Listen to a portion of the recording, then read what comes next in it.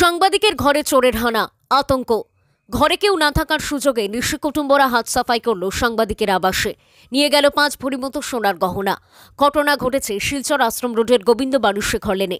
জানা যায়, সাংবাদিক উত্তম কুমার সিং ছেলের একটি পরীক্ষার জন্য সপরিবারে গুয়াহাটি গিয়েছিলেন। মঙ্গলবার সকালে ফিরে এসে প্রবেশ করলে এসব দেখে হতবাক হয়ে যান। ঘরের সামগ্রীগুলো এলোমেলোভাবে পড়ে রয়েছে মেঝেতে এবং আলমারির ভেতর থাকা বস্ত্রসহ সব জিনিসপত্র বাইরে পড়ে রয়েছে। এসব দেখে উত্তমবাবুর বুঝতে আর কোনো অসুবিধা হয়নি। তিনি একটু খুঁজে দেখতে পান ঘরে জানালা ভেঙে রয়েছে। তার অনুমান, সোমবার রাতেই চোর ওই জানালা ভেঙে ঘরের ভেতর প্রবেশ করে। তিনি জানান, ছেলের একটি পরীক্ষার জন্য শনিবার সকালে স্ত্রীসহ তারা 3 জন গুয়াহাটির উদ্দেশ্যে রওনা দিয়েছিল। মঙ্গলবার সকালে ফিরে যান তিনি। আর ঘরে ঢুকেই চোখে পড়ে এই অবস্থা। তারপর তিনি পুলিশে খবর দেন। পুলিশে পৌঁছে তদন্ত শুরু করে। তিনি এও জানান, 500 টাকার একটি নোট রেখে গিয়েছিলেন তিনি, যদিও চোর সেটা নেয়নি। শুধু স্ত্রীর সোনার অলংকার সহ কিছু সামগ্রী নিয়ে যান।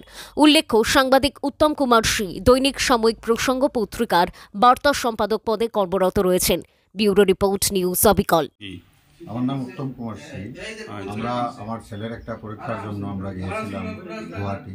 আজ সকালবেলা আসার পর ঘরে ঢোকার পর দেখি ঘরের জানলা ভেঙে ঘর একদম তছনছ অবস্থায় আছে। সব চুরি করে নিয়ে গেছে। অনেক সোনার গয়না, আংটি, গলার, কানের ইত্যাদি সব কিছুই নেই, সোনার কিছুই নেই। বাকি ইমিটেশন বা অন্যান্য জিনিসপত্র সব সেম করে রয়েছে। আমরা তো হতাশ এই অবস্থা দেখে। এখন পুলিশ এসছে, দেখা যাক কী হয়।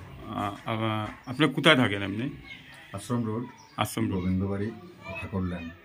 কদিনের জন্য ঘরে গিয়েছিলেন? 2 দিন। 2 দিনের জন্য? 2 দিন ছিলাম না ঘরে। 2 দিন পর আসার পর কাল রাতেই যা ঘটার কাল রাতেই ঘটেছে। অনুমানিক কত হবে আপনার এই সোনা গয়না? ও 4-5 ভরি, 4.5-5 ভরির সোনা হবে সব মিলিয়ে। এমনিতে আইডিয়া নেই কি প্রাইস হবে কি না। অনেকগুলো মানে আমার মিসেসের বিয়ের পর থেকে এখন পর্যন্ত যা আছে সব কিছুই বিভিন্ন জায়গাতে ছড়ানো ছিটিয়ে ছিল, সবগুলোই নিয়ে গেছে। ক্যাশ টাকাও ছিল?